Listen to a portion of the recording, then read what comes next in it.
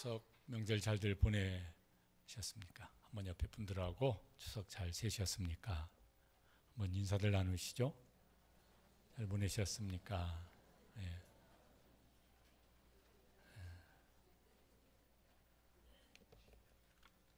혹시 냉장고가 좁으면 우리 집 냉장고는 여유가 있습니다. 이렇게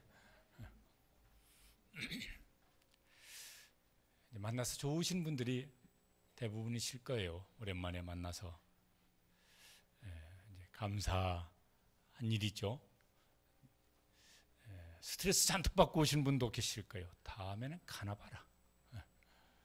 이런 분들은 하나님이 기도하라고 기도 제목 주신 줄로 그렇게 믿고 기도하시길 바랍니다. 열받지 마시고. 그래도 이제 갈 고향이 있고 만날 가족이 있는 건 그래도 괜찮은 일입니다. 제가 추석날도 오후에 이렇게 교회에 나와 있었는데 보니까 이제 외국인 분들이 이렇게 왔다 갔다 하시더라고요. 고향이 없는 건 아닌데 못 가잖아요. 가족이 없는 건 아닌데 갈 수가 없어요. 그러니까 참 외로워 보이더라고요. 그러니까 지지든지 볶든지 감사든지 만날 수 있는 가족이 있는 것 감사함으로 받아들이시고 기도할 건 힘써 기도하게 되시길 바랍니다. 더러 이제 이런 분들도 계신 것 같아요. 차 막히는데 오지 마라. 아이고 애들이 오지 마라. 빈말일까요? 진심일까요? 예? 요 부모님이 차 막히는데 뭐하러 오냐 애들 데리고 요게 빈말일까요? 진심일까요? 이걸 진심으로 알아듣는 어리석은 사람은 없었으면 좋겠어요. 이런 말은 순종하는 게 효도일까요? 불순종하는 게 효도일까요? 99.9% 불순종하는 게 이건 효도지. 왜냐면은 저도 부모님이 생전에 계실 때 이렇게 이제 뭐 출발합니다. 그리고 도착해서 보면은 우리 아버지가 우리가 출발한다고 했을 그때부터 그 마당에 나와가지고 이러고 이제 기다리셨다고 그러더라고요. 그리고 뭐예요? 뭘 바리바리 싸놓고 이제 싣고 가라고. 우리가 이제 예배를 드립니다. 오늘 하나님 아버지의 마음은 어떠실까?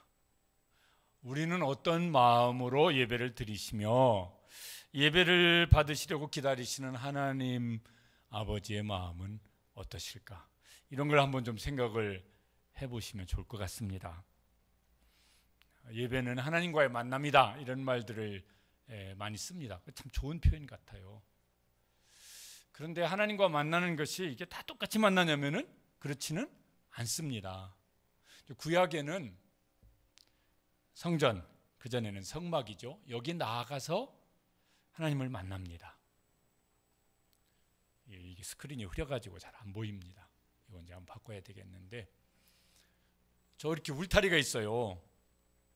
그 울타리 안으로 들어가면은 그 뜰이 있고 그 안쪽에 이렇게 천막이 있습니다. 그 천막을 둘로 한 천막인데 둘로 구분해 놨어요. 좀 더 바깥쪽은 성소라고 그러고 더 안쪽은 지성소라고 그러죠. 그러면은 백성들은 제물을 가지고 저 성전 뜰까지 들어옵니다. 하나님을 만나러 왔는데 거기서 하나님을 만나는 거예요. 말하자면 먼 발치에서 이렇게 바라보는 셈입니다. 그 다음에 제사장은 이 성전 뜰을 지나서 어디까지 들어가죠? 성소까지 들어갑니다. 그 안에서 여러 가지 하나님을 섬기는 어떤 이제 제사 예배 의식을 치룹니다. 그러니까 제사장은 성소까지 좀 더 가까이 다가가는 것입니다. 대제사장은 지성소 요 안에 들어갑니다. 그러면 거기에 언약궤가 있고 거기 속죄소라고 그러고 시은좌라고 그럽니다. 여기 들어가서 이제 하나님을 그러니까 가까이 하나님께 가서 말하자면 하나님을 대면하여서 하나님을 만나는 겁니다. 구약에는 그런 차별이 있었습니다. 지금 우리는 이제 어떻게 예배드리나? 그러면 다 같이 와서 이렇게 예배를 드려요. 그런데 그 예배를 드리면서 하나님을 만나는 것은 어떤 사람은 저 성전 뜰에서 하나님을 만나는 수준 정도로, 어떤 사람은 저 성소에 들어가서 하나님을 예배하는 대제사장 수준으로, 어떤 사람은 하나님을 마치 하나님 면전에서 하나님 얼굴을 배웠고 하나님을 예배하는 대제사장 같은 예배를 드릴 수가 있겠다. 나는 어떤 예배를 드리나? 오늘은 나는 어떤 예배를 드리고 또 언제 나아갈까? 어떻게 하면 좋을까? 근데 그 예배를 이제 드리는 거에 따라서 하나님을 만나서 그 사람 속에 일어나는 변화도 다를 것입니다. 오늘 이제 그걸 이제 말씀을 합니다. 여기는 이제 이 히브리서에는 구약의 제사 예배죠. 우리는 이제 예배라고 읽는 게 더 좋아요. 구약의 예배를 예수님 안에서 어떻게 드리게 되었는지, 그게 어떻게 달라졌는지를 이제 설명하는 내용이 많습니다. 여기 이제 오늘 읽은 말씀에도 예수님을 구약의 대제사장 신분으로 이렇게 연결해서 설명을 합니다. 14절 말씀을 보시면은 다시 한번 읽어보시죠. 그러므로 우리에게 큰 대제사장이 계시니 승천하시니 곧 하나님의 아들 예수시라. 예수님을 누구라고 부릅니까? 큰 대제사장이시다. 그런데 모든 사람이 대제사장은 아니에요. 어떤 사람의 대제사장이요. 그래서 그 어떤 사람을 뭐라고 부르고 있습니까? 우리라고. 그 우리는 이 히브리서를 받는 그 당시 초대교회 성도들이겠고, 오늘 우리 시화동산교회 성도들이겠고, 또 그 중에 우리 각자 자기 자신이 될 것입니다. 큰 대제사장이시래요. 구약 성경에는 그냥 대제사장이거든요. 그런데 예수님은 대제사장인데 앞에 수식어가 하나 붙었습니다. 큰 대제사장이시라고. 왜 그렇게 부를까? 그러면 이제 크게 두 가지 이유가 있을 거예요. 하나는 여기 있는 말씀대로, 여러분 구약의 대제사장은 아론이라고 하는 사람의 후손 중에서 어느 그 계보가 있어요. 요 사람들이 이제 대제사장의 직분을 이어갑니다. 그 이전에는 창세기에 멜기세덱이라고 하는 대제사장이 나와요. 근데 그 한 번 소개되고 그 후손으로 대제사장이 이어지는 건 아니에요. 그런데 다 뭐냐면 사람이에요. 멜기세덱이나 아론의 후손이나 다 사람입니다. 그런데 예수님은 좀 다릅니다. 여기 뭐라고 그러냐면은 승천하시니 곧 하나님의 아들 예수시라 이렇게 말씀했습니다. 질문하겠습니다. 예수님은 사람이십니까? 아니십니까? 이렇게 하면 곤란한데 이거 답이 금방 나와야 하는데, 예수님은 사람이십니까? 아니십니까? 그러죠. 사람이죠. 완전한 사람입니다. 두 번째 질문, 예수님은 사람이기만 하십니까? 또 사람과는 또 다르기도 하십니까? 다르기도 하시죠. 하나님이시죠. 예수님은 사람의 몸을 입고 성육신 하셔서 우리 가운데 오신 하나님이세요. 그러니까 하나님이시면서 동시에 사람이세요. 이거를 성경은 이제 매우 중요하게 여기는데 하여튼 설명하기는 복잡하죠. 하여튼 그런 분이세요. 그래서 큰 대제사장이라고 이렇게 말씀을 하십니다. 그리고 예수님이 하신 그 일도 구약의 대제사장과는 차원이 다르신 거예요.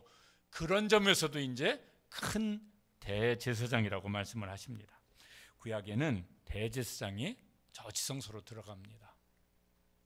그런데 두 가지 신분으로 들어갑니다. 하나는 자기 개인 신분으로 들어가고, 또 하나는 백성, 모든 백성, 그 이스라엘 모든 백성을 대표하는 신분으로 들어갑니다. 그래서요, 대제사장 입는 옷이 이렇게 보통 옷이 있습니다. 그런데 저 지성소에 들어갈 때는 저 옷을 입고 들어가요.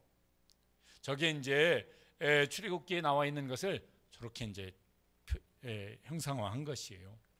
여러 가지 막 뭘 잔뜩 붙인 옷을 입고 들어갑니다. 그게 하나님 앞에서 굉장히 중요한 의미가 있는데, 그 중에서 한 가지가 뭐냐면은 요 가슴 쪽에 여기 이름표가 12개가 붙어 있습니다. 이스라엘의 12지파의 이름을 보석에다 새겨가지고 그걸 주렁주렁 여기다가 12개를 달고 들어가요. 여기 무슨 소리냐면은 자기 개인으로도 하나님 앞에 나아가지만은 12지파를 다 품고 12지파를 대표해서 하나님 앞에 나아간다는 거예요. 그 12지파라는 것은 12지파 공동체만을 가리키는 것이 아니라 그 12지파에 속한 모든 개개인 한 사람 한 사람을 다 대제사장이 품고 그들의 죄를 대신 품고, 그래서 뭐예요? 그들의 죄를 사하는 제물의 피를 가지고 지성소 안으로 들어가는 것입니다. 지성소 안에는 뭐가 있냐면 언약궤라는 것이 있어요. 그 언약궤 뚜껑을 천사 둘이 이렇게 덮고 있게 만들었습니다. 그룹이라고 되어 있는데 천사들이에요. 그리고 그 천사들이 이렇게 덮고 있는 언약궤 그 뚜껑을 성경은 뭐라고 그러냐면은 하나님께서 내 이름을 거기에 두고 내 백성 이스라엘을 만나리라. 출애굽기 23장에 보면 그렇게 말씀하십니다. 그리고 그 자리를 뭐라고 부르냐면 두 가지 이름으로 불러요. 하나는 속죄소라고 부릅니다. 또 하나는 뭐라고 부르냐면은 시은좌라고 부릅니다. 이 시은좌는 히브리서 4장의 표현대로 하면은 우리 한글로 풀어서 말하면은 은혜의 보좌예요. 거기다가 자기 자신의 죄 사함을 받기 위한 제물의 피와 백성들의 죄 사함을 얻기 위한 제물의 피를 가지고 거기다가 대제사장이 피를 뿌려요. 그러면은 하나님께서 그 피를 통해서 그 대제사장과 백성들을 보시는 거예요. 죄 사함을 얻기 위해서 드려진 제물의 피를 통해서 보시면서 그 제사장이든 대제사장이든 백성들에게 뭘 베푸십니까? 죄 사함의 은혜를 베푸세요. 왜? 죄를 사하는 제물의 피가 드려졌기 때문에. 우리 예배 후에 부를 찬양인데 보혈을 지나 하나님 품으로, 보혈을 지나 아버지 품으로, 그 하나님 품, 아버지 품, 이게 은혜의 보좌인데 뭘 통해서? 보혈을 통과해서 아버지 품으로 나아가는 것이에요. 이게 이제 구약에, 그래서 그 자리를 뭐라고 그러냐면은 죄를 용서해 주시는 자리, 그래서 뭐라고요? 속죄소라고 그러고, 그 죄 용서함이 뭐냐면 은혜니까 그 자리를 또 뭐라고 이름을 부릅니까?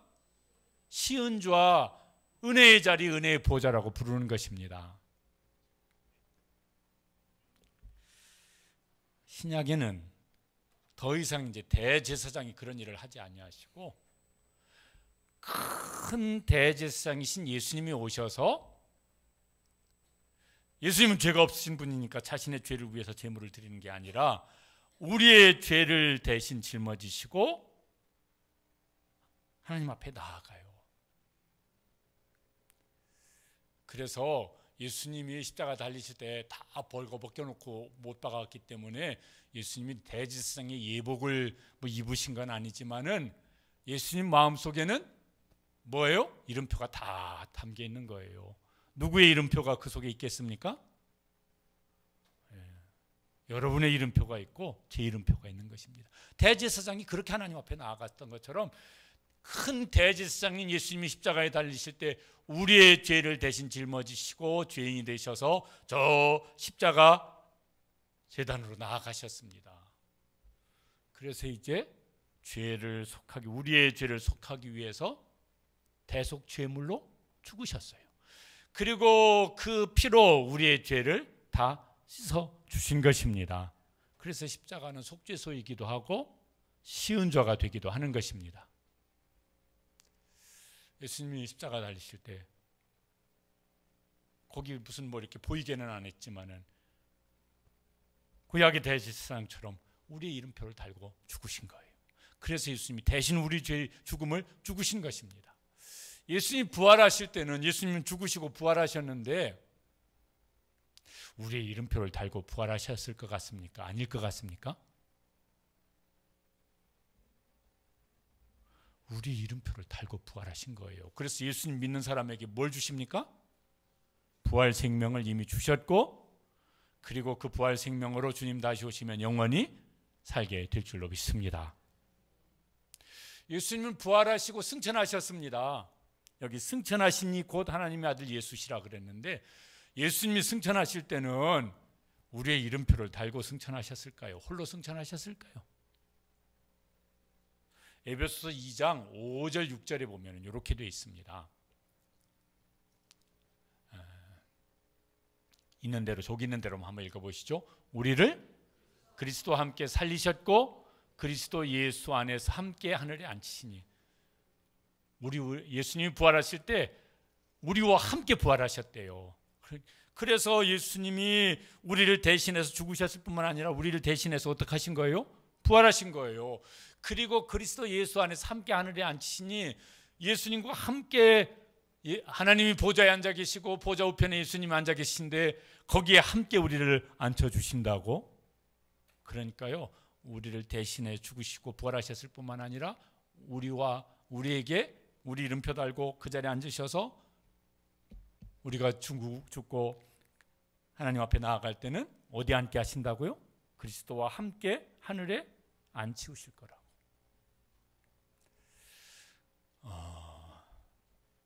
그래서 성경은 성도의 죽음은 복된 것이라고 말씀하세요. 우리는 막 혹시 이렇게 이제 살면서요, 어떤 게 굉장히 이건 막 굉장히 대단하고 영광스러운 자리다, 그런 자리에 계셨던 분들이 얼마나 계실지 모르겠어요. 근데 그럼 막 귀하죠. 근데 그거하고 비교할 수 없는 자리를 하나님 예수님께서 우리를 위해서 예비해 놓으셨습니다. 어디예요? 보좌 우편에 계신 주님께서 함께 그 자리에 우리를 앉히실 것이라고. 얼마 동안? 영원토록. 그래서 큰 제사장이신 예수님이 우리에게 계신 것이 이게 얼마나 이게 복된 일이고 다행스러운 일이고 영광스러운 일인지 이게 다 말할 수가 없어요. 이런 주제를 가지고 한 10번쯤이든 설교를 해보면 참 좋긴 하겠는데 기회가 되면 한번 좀 해보겠습니다. 우리가 살면서 좋은 인맥을 가지고 있으면은 이게 힘이 되어지고 유익이 되어집니다. 그렇죠? 막 무슨 법적인 문제가 막 얽혀 있다. 그런데 아이고 가족 중에 무슨 막 변호사든 판검사가 한 사람 있다면은 뭔가 이렇게 막 문제를 풀어가는 게 훨씬 힘이 될 거예요. 요새 막 이렇게 막 이게 의료 이거 치료 병원 가기도 어려운데 내 자녀든 부모든 형제 중에 의사가 무슨 큰 종합병원에 의사가 한 사람 있다 그러면은 치료받는 일에 큰 힘이 되고 유익이 될 겁니다. 막 재벌쯤 되어지는 사람이 막 친구 중에 내가 전화 한 통화하면 계좌번호만 불러 금방 입금할 테니까 이런 사람만 하는 사람 있으면요 경제적으로 어려울 때 얼마나 유익이 되겠습니까? 좋은 인맥을 갖는 건 굉장히 필요하고 중요한 일이죠. 그래서요 좋은 인맥을 사람들이 만들려고 합니다. 또 그 인맥을 또 뭐 어떻게 하려고 그래요? 잘 관리하려고 그래요. 그 명절 때 되면 이렇게 막 사업하시는 분들은 바쁘시더라고. 인맥 관리하느라고. 뭐 하느라고? 박스 보내고 굴비 박스 보내고 뭘 갈비 박스 보내고 뭐 이러느라고 바쁘시더라고요. 인맥 관리를 잘 해야 되니까. 근데 사람의 인맥은 근데 그게 어느 날 끊어질지는 모릅니다. 어떻게 네가 나한테 그럴 수가 있어? 어떻게 그 인간이 나한테 그럴 수가 있어? 내가 쟤한테 10년, 20년, 30년 동안 어떻게 했는데 저게 나한테 이럴 수가 있어? 뭐 이런 일도 생겨요. 심지어는 막 가족끼리 막 무슨 소송을 벌이기도 하고. 그래서 뭐 남이 아니야 아주 원수가 돼버려. 막 이럴 수도 있어요. 사람의 이제 인맥은 그래도 좋은 인맥은 갖는 게 필요하고 그럴 텐데 그건 언제 변할지 모르니까 장담은 못 하겠고. 근데 우리에게는 정말 이제 이건 그냥 이게 사전에는 없는데 그냥 만들어봤습니다 단어를. 우리에게는요 인맥보다 훨씬 더 좋고 중요한 신맥이 있어요. 신맥이 뭔가 사전 찾으면 안 나오는 말일 거예요. 그냥 만들어본 말이에요. 예수님이 우리의 큰 제사장, 영원토록 우리의 구주시고 우리의 좋은 친구시고 우리의 선한 목자시고 하나님이 영원토록 우리 아버지 하나님이시고 성령 보혜사 성령님이 영원토록 우리를 떠나지 아니하시고 우리 안에 거하시고 삼위일체 하나님이 우리와 그렇게 함께 하세요. 그러니까 이거보다 좋은 이런 어떤 인맥도 비교할 수가 없는 신맥인데 인맥 관리를 잘하는 게 필요한 것처럼 신맥 관리도 잘했으면 좋겠습니다. 그걸 뭐라고 했냐면 여기 14절 끝에 이렇게 말씀합니다. 자막을 좀 보여주시면은 14절 끝에 뭐라고 되냐면 이렇게 말씀하십니다. 우리가 믿는 도리를 굳게 붙잡을지어다. 이게 굳게 붙잡는다는 말이 여기 단어의 뜻이 뭐냐면은 이렇게 가까이서 붙잡는 거예요. 가까워진 상태를 가리켜서 이제 말을 하는 것입니다. 우리가 믿는 도리, 우리의 신앙, 우리가 고백한 신앙, 우리가 믿는 예수님, 최대한 가까이서 그 관계를 굳게 지켜나가라는 것이. 그러죠. 하나님 아버지 했는데 사돈의 8천의 12천 같지도 안 느껴져. 어떤 분은 막 하나님 아버지한테 그래서 뭐가 어쩌라고 이러면은 말만 하나님 아버지지 나하고는 거의 상관이 없어. 이런 분은 별로 안 계시겠지만 때때로 우리가 그런 일이 생길 수도 있어요. 믿는 도리를 굳게 붙잡기 위해서 이제 우리가 이제 힘써야 될 것이 있습니다. 설교 준비하다가 제가 처음 주례를 섰던 자매가 생각이 났어요. 제가 이제 부목사 때 대학부를 지도했는데 이제 대학원을 졸업하고 직장 생활을 하다가 이렇게 이제 결혼을 하게 되었는데 결혼할 사람이 미국에 살고 있는 사람이었어요.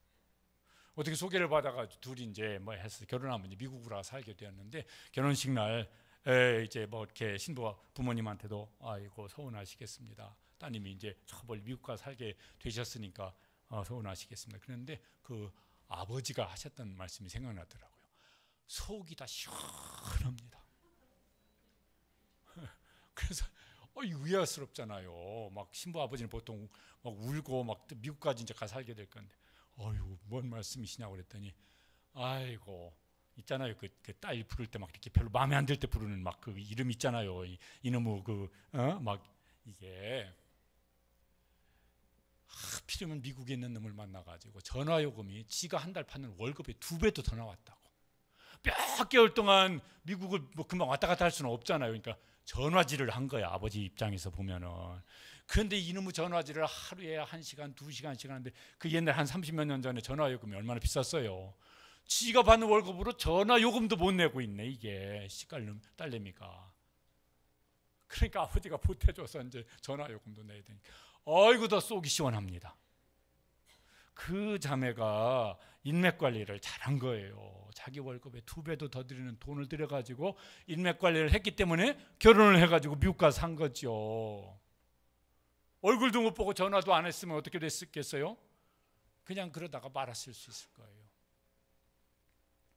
굳게 붙잡기 위해서 월급의 2배가 되는 전화요금이라도 지불하면서 맨날 전화를 하는 거지. 하나님께서 우리에게 요구하세요. 너희 믿는 도리를 굳게 붙잡기 위해서, 하나님과 가장 가까운 상태 요 관계 속에 있게 하기 위해서 너희가 무슨 대가를 지불할 게 있으면 다 지불하라고. 그렇잖아요. 사람도 그런데 우리 신앙생활도 그런 면이 많이 있습니다. 히브리서 3장 12절에 보면은, 왜냐면은 이런 일들이 많이 생겨서 그래요. 같이 한번 읽어보시겠습니다. 형제들아, 너희는 삼가 너희 중에 누가 믿지 아니하는 악한 마음을 품고 살아계신 하나님에서 떨어질까 조심하라. 그래서 굳게 붙잡으라는 거예요. 근데 이거 혼자 잘 안 되어서 그 다음 절에 보면 어떻게 하라고 그러냐면은 이거 서로 이게 협력해야 된다고 말씀하세요. 같이 읽어보시죠. 오직 오늘이라 일컫는 동안에 매일 피차 권면하여 너희 중에 누구든지 죄의 유혹으로 완고하게 되지 않도록 하라. 매일 피차 권면하라고. 나 혼자 잘 못하니까. 그래서 교회는요, 공동체가 필요하고 그 공동체 속에 들어와서 이렇게 나를 권면해 줄 사람, 나를 붙잡아 줄 사람, 나를 위해서 기도해 줄 사람, 때때로는 나한테 싫은 소리, 쓴 소리도 해줄 수 있는 사람 있어야 됩니다. 안 그러면은 나 혼자 잘 감당을 못하니까. 승천하신 큰 대제사장 예수님이 우리를 위해서 이제 그렇게 하시고 승천하셨는데, 승천하신 다음에는 뭐 하고 계실까? 혹시 여러분 그런 궁금증을 한번 가져본 적이 있으십니까? 이렇게 은퇴하고 퇴직하신 분들이 좀 한가하게 여유롭게 이렇게 시간 보내는 것처럼 그러고 계실까? 굉장히 바쁘실 것 같아요. 엄청 바쁘실 것 같아요. 왜냐하면 오늘 읽은 말씀 15절에 보면은 이런 일을 하고 계세요. 같이 읽어보시겠습니다. 우리에게 있는 대제사장은 우리의 연약함을 동정하지 못하실 리가 아니요. 여기 문장이요, 부정의 부정 이런 표현을 썼어요.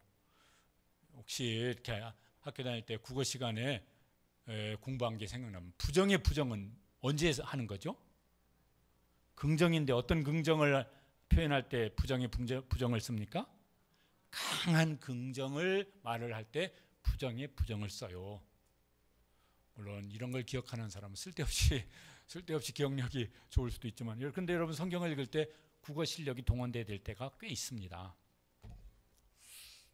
그러니까 강한 긍정을 지금 저렇게 이제 말을 한 겁니다. 우리의 연약함을 동정하지 못하실 리가 아니다. 우리의 연약함을 반드시 동정하신다는 거예요. 그걸 저렇게 이제 강조한 표현입니다. 사람들이 이제 연약함이 있습니다. 제일 막 뭐가 연약함이 많을까? 연세가 좀 드시면은 몸이 아파요. 누구한테 지난 주간에 누가 그러셨던가? 몸은 좀 어떠세요? 몸은 뭐 어디 아픈 데는 마음이 뭐가 괴로운 어떤 분한테 말씀을 드렸던 것 같은데, 몸은 아픈 데 없으세요? 그랬더니 이분이 연세가 좀 있으시거든요. 연식이 좀 되신 분이세요. 안 아픈 데가 없어요. 질문을 잘못한 거예요. 안 아픈데 어디 뭐 있으세요? 이렇게 질문했으면 그래도 여기는 안 아픕니다. 그런데 몸은 아픈 데 없으냐니까 안 아픈 데가 없으시대요. 여기 이렇게 그런 분들이 계세요. 많이 계세요. 안 아픈 데가 없네. 안 아픈 데가 없어. 근데 자꾸 아프다고 말하면은 싫어요. 옆에 있는 사람이. 몸은 안 아픈데 마음이 아프신 분들이 계세요. 몸이 아프면은 표시라도 나지, 마음이 아픈 건 표시도 안 나요. 또 말하면 또 이렇게 조금 이렇게 약간 좀 이상한 그 눈빛으로 바라보는 거 그거 있잖아요. 약간 기분이 묘한 거. 그러니까요, 또 아픈 채도 마음이 아픈 채를 또 할 수가 없어요. 병원 가서 약은 먹는데 그것도 약 먹는 것도 또 누구한테 함부로 얘기도 하면은 그냥 이렇게 쳐다볼까 봐서 그것도 또 얘기를 안 해요. 그런 분들이 계시잖아요. 우리 교회 성도들 중에서도 여러분이 계시고, 가족 관계가 힘든 분도 계시고, 지금 소송이 진행 중에 있는 그런 성도도 계세요. 가족끼리. 얼마나 힘들까 그거. 왼수가 아니라 막 그냥 그보다도 못한 관계가 될 수도 있을지 몰라요.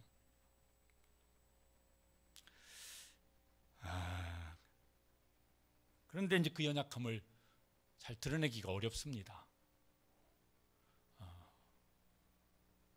그죠? 몸이 아픈 사람도 자꾸 아프다고 그러면 자꾸 아프다고 그러고, 너는 왜 맨날 아프다고 그러냐. 배우자한테도 핀잔 들을 수도 있어요.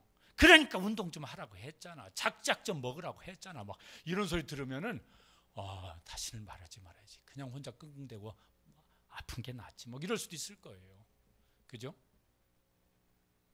요번 명절 때 부부지간에 괜히 한마디 했다가 부부싸움으로 얘기가 끝나신 분들 계실지 모릅니다. 내가 다시는 얘기 안 한다. 막 이러면서 굳게 결심하고, 부모님들 막 연세가 좀 드신 분들 자녀들에게 막 이렇게 힘든 거 뭐 어려운 거 있으면 얘기 잘 되십니까? 괜찮으세요? 괜찮다. 걱정하지 마라. 니들이나 잘해라. 그렇게 하죠. 저 같아도 그럴 것 같아요. 그럼 그거 뭐 자꾸 얘기를 해. 자녀들도 그럴 거 아니겠어요. 부모님 뭐한테 막 나 힘들다고 어린 자녀들이 네가 힘들 게 뭐가 있냐 막 이러면서 괜히 잔소리나 들 말 안 하는 게 나아. 친구한테 얘기하는 게 나아. 성도끼리 얘기했다가 뭐 괜히 보니까 막 뒷담화 막 하는 소리가 뒤에 또 들리네. 내가 다시는 목장 예배 안 나간다. 괜히 기도 제목 얘기했다가 어떻게 사람들이 그러냐 뭐 이런 일이 생길 수도 있어요.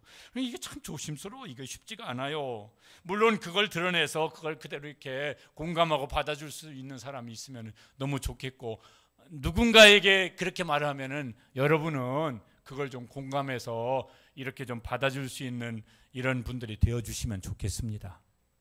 핀잔하는 거, 훈계하는 거, 뭐 이런 거 그러면요 괜히 얘기했다 소리가 들거든요. 그 대신 막 잘난 체 하는 건 사람들이 알아주니까 막 체하기가 쉬워요. 아는 체, 있는 체, 뭐 하는 척, 뭐 이런 거 하기가 쉬워요. 그러면 속은 어떻게 되어집니까? 겉으로 막 그런 체 하니까 속은 점점 더 이게 비어져 가잖아요. 그러니까 속은 점점 더 공허하지.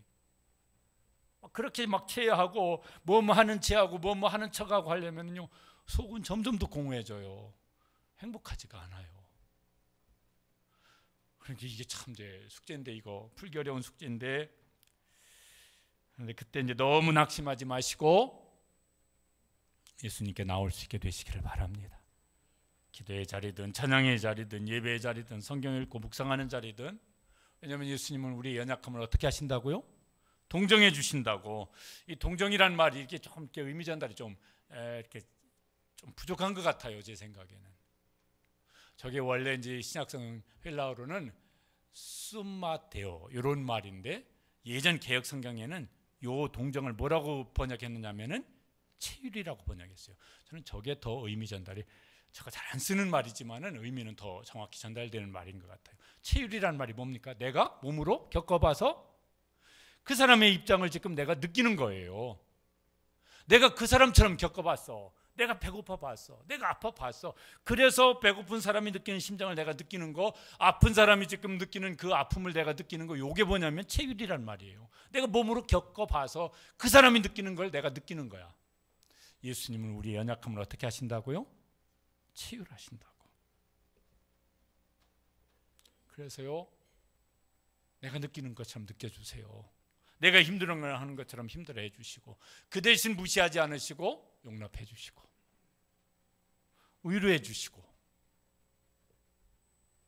사람한테 막 이렇게 연약함을 말을 해서 그 사람한테 위로받을 수 있으면 하시되, 그럴 사람이 많지 않다 그러면은 예수님 앞에 나와서 저 힘들어 죽겠어요, 저 아파 죽겠어요, 저 괴로워 죽겠어요, 뭐 이런 거 하시면은 주님께서 그러니까 기도하라고 그랬잖아 뭐 이렇게 안 하실 거고, 어떻게 하신다고요? 우리 연약함을 치유해 주신다고. 왜 그렇게 하실 수 있냐면은 그 다음에 이렇게 되어 있습니다. 같이 읽어보시죠. 모든 일에 우리와 똑같이 시험을 받으신 이로되 죄는 없으시니라. 그거 2장 18절에는 이렇게 말씀하고 있습니다. 저 말씀도 읽어보시겠습니다.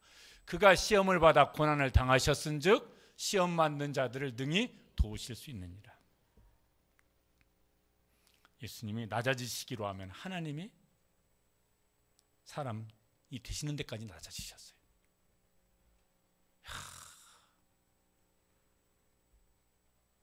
막 어떤 자리에 있다가 뚝 떨어졌으면 이거 참 힘든 건데, 그때 이제 사람들은 뭘 그래? 그런데 예수님은 그거 내가 안다고 그러실 거예요. 내가 그거 해봤잖아. 배고프신 거, 예수님이 엄청 배고프신 거 막 해보셨잖아요. 40일 금식도 하시고, 또 사역하는 동안 주면 먹고 안 주면은 뭐 남의 밭에 가서 뭐 이렇게 뭐 이삭 뜯어 먹다가 또 욕 먹고 막 이런 것도 나오잖아요. 그러니까 나는 이렇게 먹고 사는 게 힘드냐? 그러면 예수님께서 힘들지. 내가 그 경험을 봐서 알거든. 무시를 당하는 거로 하면은 예수님처럼 아주 개무시를 당한, 얼마나 당하셨습니까? 그런 쪽으로 하면은.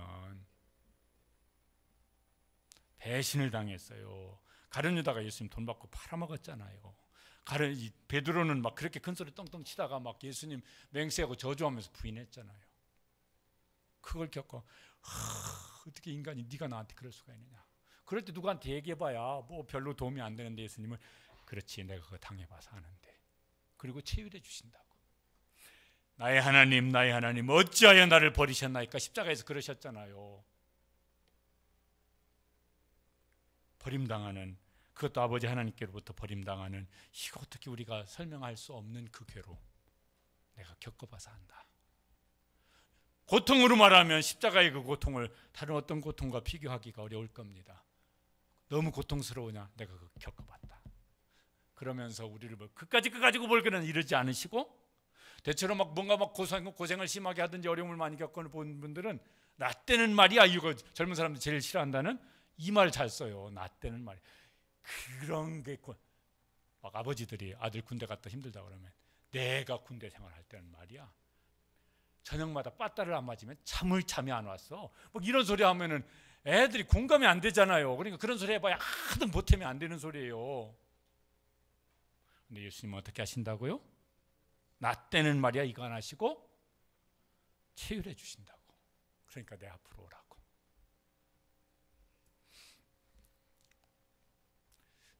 이해란 말도 그 영어로 understand이잖아요. 두 단어가 합성됐잖아요. 하나는 뭐예요? 언더는 뭐 아래 이런 거잖아요. 그 사람 입장에, 그 사람보다 더한 입장에서 와서 내가 겪는 너 이해한다고. 그때 저 말 쓰잖아요. 동병상련. 내가 같은 병을 알아봐서 그게 어떤 건지 알아. 예수님은 우리를 그렇게 치유해 주십니다. 저는 찬양 중에 은혜스러운 찬양인데 어려워서 같은 찬양 곡을 지으는 분들은요, 제 생각 같으면 4분의 4박자, 정박자 딱딱 들어가면은 저도 부르기가 쉬울 것 같은데요. 막 이렇게 막 곡이 어려워가지고 부를 수가 없어요. 따라 부를 수는 있지만 가사가 너무너무 은혜스러워요. 같이 한번 읽어보시겠습니다. 예수 나의 좋은 치료자, 그의 눈이 머무는 곳은 나의 슬픔과 고통, 고개 들어 그의 눈을 볼 때 난 알았네. 예수 나의 좋은 치료자, 예수 나의 좋은 치료자, 그의 손길이 닿는 곳은 나의 상처와 아픔, 영원히 흐를 것 같았던 눈물 다 멎었네. 예수 나의 치료자, 나 노래하리라. 돌아보신 구세주를 찬양해 하늘 닿는 곳까지 내 손 들리라. 예수 나의 치료자. 주님께서 우리 연약함을 동정해 주시고, 그래서 위로해 주시고 치료해 주시는 은혜를 힘들 때마다, 연약할 때마다 누리는 우리 성도들 되시기를 주님의 이름으로 축복합니다. 근데 그렇게 연약함을 치료해 주시는 것만도 감사한데 더 하시는 일을 16절에 이렇게 말씀합니다. 16절 앞에 보면은요, 그러므로 우리는 긍휼하심을 받고, 예수님이 우리를 동정하셔서 긍휼히 여겨 주시는 것을 잘 받아들이자는 거예요. 사람이 긍휼히 여기는 것, 사람이 불쌍히 여기는 건 우리가 표현을 잘 진심을 담아서 잘 표현하지 않으면은 상대방이 약간 기분이 나쁠 수 있어요. 저게 지금 지는 안 그렇구나, 이렇다고 지금 뭐 무시하는 거야, 괄시하는 거야, 이런 느낌이 싹 들게 하면은 그건 오히려 그 사람한테 해가 될 수 있어요. 그래서 우리는요, 그런 거 잘 어떤 때는 싫어요. 동정받기 싫어요. 괜히 기분이 묘하게 나쁘네. 이래서 뭐 싫을 때가 있어요. 그런데 예수님은 우리를 그렇지 아니하시고 우리를 치유하심으로 우리를 긍휼히 여기실 때, 아멘, 감사합니다. 나의 좋은 치료자 예수님 감사합니다. 그 긍휼하심을 받아서 거기서 위로를 받고 회복을 누릴 수 있게 되시길 바랍니다. 그리고 이제 더 하시는 것을 말씀하세요. 뭐 하시냐면은 때를 따라 돕는 은혜를 얻기 위해요. 그러니까 때를 따라 돕는 은혜를 주시겠다는 것이에요. 저 말을 좀 바꾸면은 적절한 때에 은혜로 도와주신다는 것입니다. 사람들은 도와줄 때 뭘 뒤에 바라는 게 있을 수 있어요. 그런데 예수님은 은혜로, 그런데 어떤 때? 때를 따라서 적절한 때에 은혜로 도와주신다고.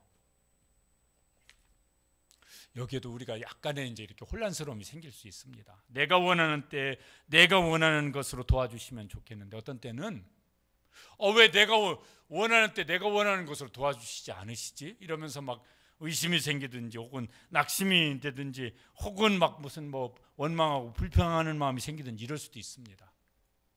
하나님은 우리가 원하시는 때, 우리가 원하는 때 원하시는 것으로 도우시기도 하시지만은 성경을 보면은 더 많이는 하나님이 원하시는 때 하나님의 방법으로 도우세요. 그 하나님을 신뢰하게 되시기를 바랍니다. 아브라함에게 자식 주시겠다고 그러시고 얼마 기다리게 하셨어요? 25년 100세 될 때까지. 그때 못 기다리고 아브라함이 막 하갈 통해서 이스마엘을 낳아가지고요, 지금도 그 후손들이 전쟁하고 있네. 하나님의 때가 가장 좋은 때입니다. 그래서 믿음의 조상이 됐어요. 모세가 나이 40살 때 이집트 왕자였을 때 한번 떨쳐버리라 했으면, 그때 하나님이 허락하셨으면 그냥 모세가 영웅이 됐을지 몰라요. 그런데 하나님께서 그때는 가만히 계셨습니다. 40년 지나서 저는 이제 말할 줄도 모릅니다. 말도 다 까먹었습니다. 그럴 때 하나님께서 그래, 그럼 뭐 지금부터 내가 할 테니까 너 시키는 대로 해봐. 그래서요, 위대한 하나님의 사람 모세가 세워졌습니다. 하나님을 신뢰함으로, 예수님 우리에게 큰 제사장이신 예수님을 신뢰함으로 하나님의 때에 하나님의 도우실 일을 소망 중에 기대하며 기다릴 수 있게 되시기를 바랍니다. 너무 조급하지 마시고. 그리고 이제 우리에게 이제 한 가지 이렇게 요구하시는 게 있습니다. 다 그게 은혜로 하시는데 우리에게 요구하신 것이 한 가지가 있으세요. 그게 이제 16절 끝에 보면은 이렇게 말씀하십니다. 읽어보시겠습니다. 은혜의 보좌 앞에 담대히 나아갈 것이니라. 우리에게 나오라고 말씀하세요. 어디까지? 은혜의 보좌 앞까지 나오라고 말씀하세요. 이게 구약의 표현대로 하면 뭐예요? 성전뜰에 머물러 있지 말아라. 저 성소에 머물러 있지 말아라. 어디까지 들어와라? 지성소까지 들어와라. 그 지성소에 들어와 가지고 어디까지? 시은조 앞에, 은혜의 보좌 앞에, 거기까지 나와라.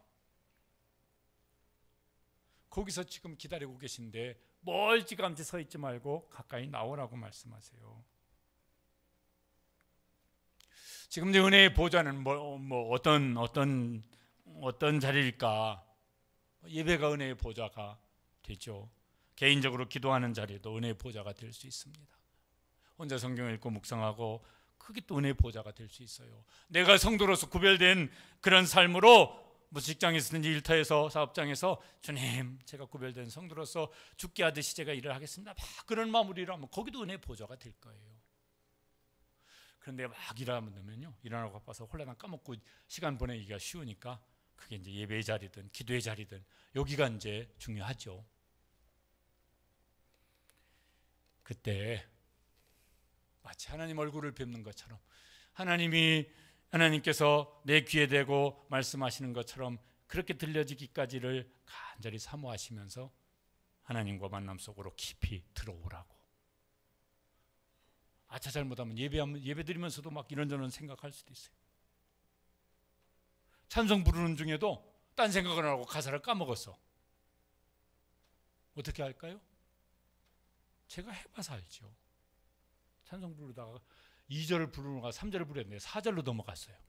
그때 딴 생각하고 있었거든. 그렇게 하면은 이게 그냥 자리만 앉아 있지 은혜의 보좌 앞에 나가는 것이 안 되니까. 마음을 다하고 힘을 다해 집중해서 성령님, 제 속에 성령으로 충만케 해주셔서 제 영이 하나님을 바라보고 집중하여 나아가게 해주십시오. 사모함으로 은혜의 보좌 앞에 담대히 나오라고. 그런데 또 이런 것도 있어요. 이게 막 하나님 앞에 나가 부끄러운데, 죄송스러운데, 두려운데 그래도 담대하게 나오라고 말씀하십니다. 이유가 뭐예요? 우리에게 큰 대제사장이 계시기 때문에. 그래서 내 무슨 공로로 저 하나님 면전까지 못 나가요. 그래서 뭐예요? 예수님 이름으로 예수님의 십자가 붙잡고 예수님의 십자가의 보혈을 의지하여서. 그래 대제사장도 그래서 지성소에 들어갔었거든요. 찬송가 270장 4절 변찮은 주님의 사랑과 그거예요. 거의 4절입니다. 십자가 단단히 붙잡고 날마다 이기며 나아가세요. 머리에 면류관 쓰고서 주 앞에 찬양할 때까지. 같이 읽어보시죠. 예수는 우리를 깨끗게 하시는 주시니 그의 피 우리를 눈보다 더 이게 하셨네. 그래서 예수님의 그 십자가의 보혈을 의지하여서 다른 거 가지고는 그 앞에 못 나가요. 그런데 하나님께서 그 피를 보시고 예수님의 십자가의 그 피를 보시고 우리에게 뭘 하신다고요? 때를 따라 돕는 은혜를 베푸실 것입니다. 시은좌에서 은혜의 보좌에서 은혜를 베풀어 주실 것입니다. 사람과의 만남은 좋을 수도 있고 안 좋을 수도 있습니다. 그저 그럴 수도 있습니다. 그런데 하나님과의 만남은 은혜의 보좌 앞에 나아가서 하나님을 만나면은 우리의 연약함을 동정하시고 때를 따라 돕는 은혜를 언제든지 베풀어 주실 것입니다. 그런 예배자가 되시고 그렇게 은혜의 보좌 앞에 날마다 때마다 나아가는 그런 성도들 되시기를 주님의 이름으로 축복합니다. 기도하시겠습니다. 우리 함께 한번 기도하시겠습니다. 우리 속에